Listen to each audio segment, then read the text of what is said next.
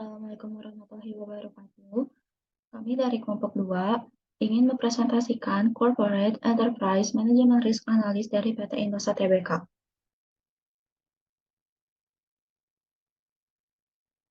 Yaitu pun ada 3 anggota di kelompok kami, yaitu saya sendiri Sabrina Fitri Salsabila, lalu Muhammad Gifari Rahman, dan Muhammad Arya Gustian. Profil PT Indosat. Didirikan pada tahun 1967, PT Indosat adalah penyelenggara jasa telekomunikasi, informatika, serta jasa teknologi konvergensi terkemuka di Indonesia. Di tahun 2021, PT Indosat dan CK Hutchison mengumumkan penandatanganan perjanjian penggabungan bersyarat antara PT Indosat dan PT Hutchison Tri Indonesia. Perusahaan ini menawarkan layanan komunikasi untuk pengguna telepon genggam dengan pilihan prabayar maupun pasca bayar dengan merek IM3 dan Tri. Ditambah jasa-jasa lainnya seperti saluran internet melalui media serat optik dengan merek Indosat HiFi, saluran komunikasi via suara untuk telepon tetap, termasuk sambungan langsung internasional, serta layanan multimedia dan komunikasi data. Ya, selanjutnya saya akan menjelaskan tentang annual report PT Indosat Tbk. PT Indosat Tbk atau ISAT mendapatkan laba bersih sebesar 4,72 triliun sepanjang tahun 2022 atau turun 30% dari periode 2021 sebesar 6,75 triliun. Penurunan ini disebabkan oleh peningkatan beban operasional, beban depresiasi dan amortisasi, serta biaya finansial akibat dampak dari penggabungan dua perusahaan dan diimbangi oleh kenaikan pendapatan. Secara total, pendapatan naik sebesar 48,9% year on year dari 31,388 triliun menjadi 48,752 triliun. Penting untuk dicatat bahwa laporan tahunan setiap perusahaan dapat bervariasi dalam konten dan struktur. Selanjutnya, Annual Report PT Indosat Tbk kuartal 1 2023. Pada kuartal 1 2023, Indosat berhasil tumbuh sebesar 9,9% secara year on year atau menjadi 11,945 miliar. Adapun pendapatan seluler naik 9,4% secara year on year didukung oleh peningkatan pendapatan dan interkoneksi. Pertumbuhan pendapatan di tahun 2023 ini didorong oleh kinerja positif dari semua lini bisnis perusahaan.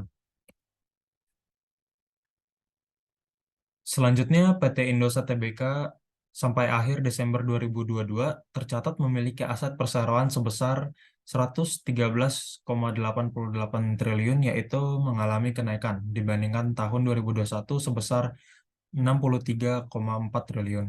Sedangkan dari sisi liabilitas tercatat sebesar 82,27 triliun, yakni juga naik dibandingkan tahun 2021 sebesar 53,9 triliun. Selanjutnya, posisi pasar saham. Sebelumnya Indosat masuk ke dalam ciri pasar oligopoli karena usaha penyedia telekomunikasi di Indonesia hanya sedikit tapi pembeli atau konsumennya sangat banyak. Jadi untuk bulan Mei, Indosat mengalami penurunan saham sebanyak 1,6% dan bulan Juni menurun lagi sampai titik terendah senilai 7.325 per saham dan tertinggi senilai 8.700 per saham. Selanjutnya ada analisis SWOT PT Indosat. Yang pertama ada analisis strength atau kekuatan. Di antaranya kekuatan manajemen dan budaya perusahaan, produk dan jasa yang luas, kualitas produk dan jasa, teknologi yang mutakhir pada peralatannya, serta image perusahaan yang baik.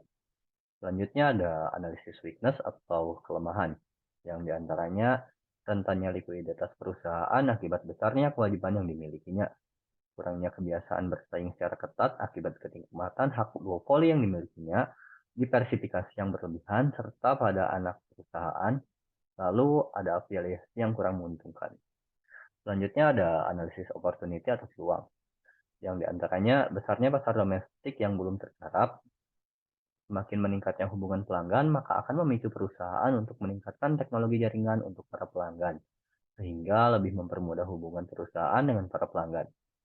memiliki hubungan pada tingkat internasional. Lalu masyarakat Indonesia merupakan masyarakat yang konsumtif, di mana setiap individu tertarik untuk mencoba sesuatu yang baru, di mana produk tersebut mampu memenuhi kebutuhan mereka. Lalu ada analisis threats atau ancaman, yang diantaranya ada kompetisi global yang memasuki pasar domestik, ancaman masuknya pendatang baru, ancaman dari barang atau jasa pengganti, serta pesaing yang menawarkan harga produk yang lebih murah. Baik, selanjutnya analisis risiko pada PT Indosat. Terdapat beberapa risiko yang mungkin harus diperhatikan oleh PT Indosat. Di antaranya sebagai berikut. Yang pertama, risiko persaingan tinggi di industri telekomunikasi. Yang kedua, risiko perubahan regulasi yang dapat mempengaruhi model bisnis perusahaan. Yang ketiga, risiko teknologi memerlukan investasi besar untuk mengadopsi perkembangan baru. Yang keempat, risiko kehilangan pelanggan di layanan, harga, atau inovasi yang tidak memadai. Yang kelima, risiko keuangan seperti fluktuasi mata uang, suku bunga, serta ketidakstabilan ekonomi. Dan yang keenam, risiko keamanan cyber terkait dengan perlindungan data dan infrastruktur perusahaan.